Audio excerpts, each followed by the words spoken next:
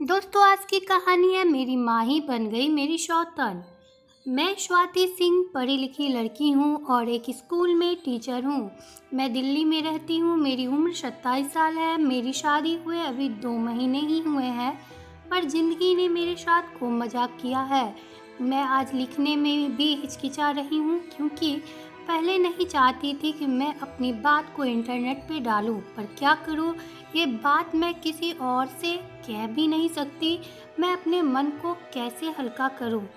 मैं ऐसे वेस्ट बंगाल की रहने वाली हूँ। मेरे पापा की डेथ हो चुकी है जब मैं 12 साल की थी। मैं इकलौती संतान हूँ। मेरी माँ काफ़ी पढ़ी लिखी और समझदार महिला है, पर वो भी क्या करे, भरपूर जवानी में ही उनका पति उसे छोड़ गया। वो काफ़ी सुंदर है, लंबी और गोरी औरत है।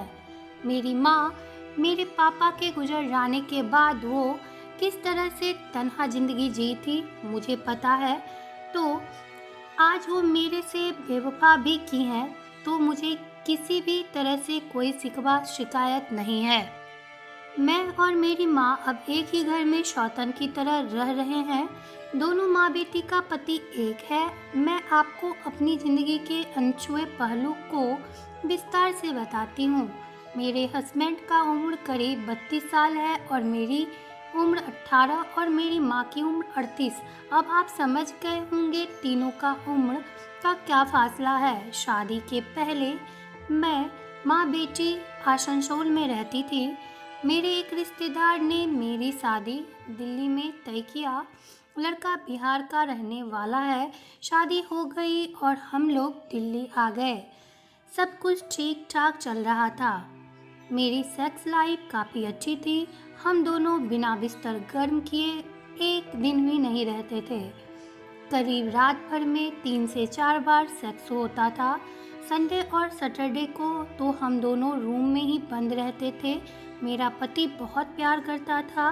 मैं वह थोड़े दिन के बाद ही एक बगल के स्कूल में जॉब कर ली।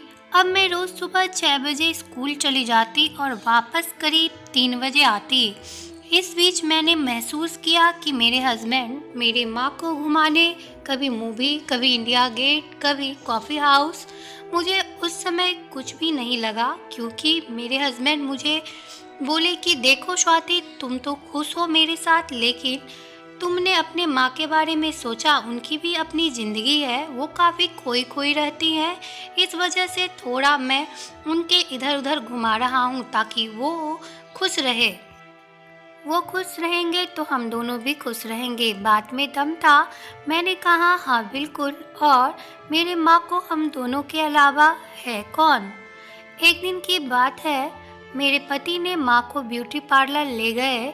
उनका बाल कटवाया, फेशियल ब्लीच इत्यादि करवाया। माँ गजब की लग रही थी। उसके बाद उनके लिए मॉल से अच्छे अच्छे ड्रेस लेकर आए। माँ वाकई में खूबसूरत और खुश लग रही थी, पर बात मैंने बिगड़ते देखा। एक दिन जब मैं स्कूल से आई, दरवाज़ा खुला हुआ था। मैं अंदर आ गई, पर बेडरूम में माँ को मेरे पति के साथ सोए हुए देखा, पर वो दोनों कुछ कर नहीं रहे थे, पर दोनों पास पास थे।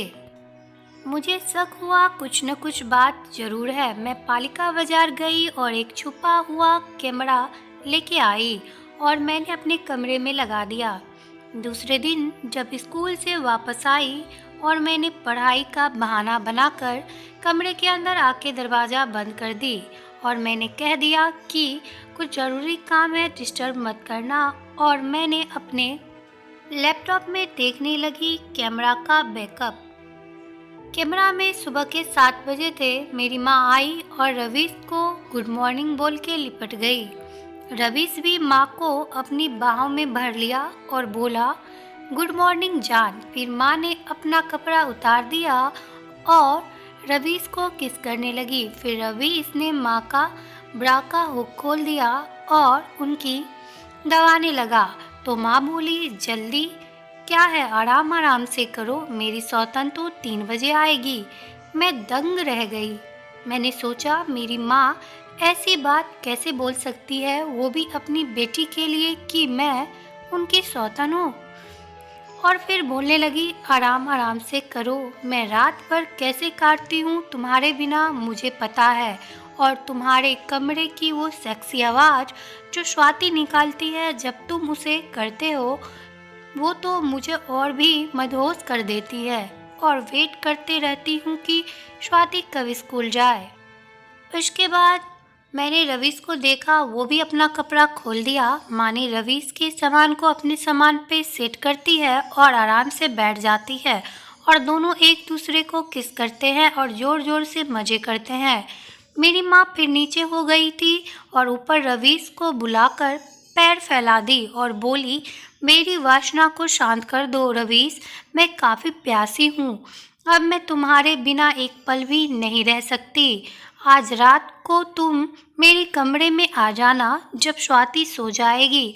आज मैं खूब प्यार करना चाहती हूँ और मेरा कैमरा का मेमोरी फुल होने की वजह से वहीं स्टक हो गया। अगर आपको मेरा ये कहानी अच्छा लगा हो तो आप मेरे चैनल को सब्सक्राइब करें। मैं अपने चैनल पर इस तरह के बहुत सारी कहानियाँ लाते रहती हूँ।